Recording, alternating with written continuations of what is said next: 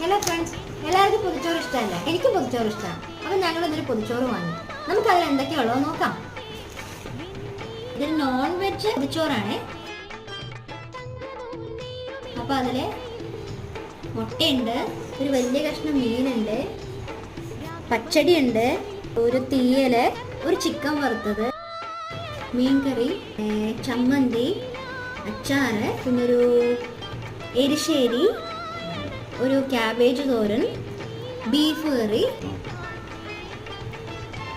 പിന്നെ ഇത് beef roast, കൊണ്ടാട്ടമുളകുണ്ട് അതിനകത്ത്. പിന്നെ അതിൻ്റെ കൂടെ പപ്പടമുണ്ട്. ആദ്യം പപ്പടം ഇട്ട് ഒന്ന് കുഴച്ച് ഒരു ചെറിയ കഷ്ണം മീനൂടെ ചേർത്ത്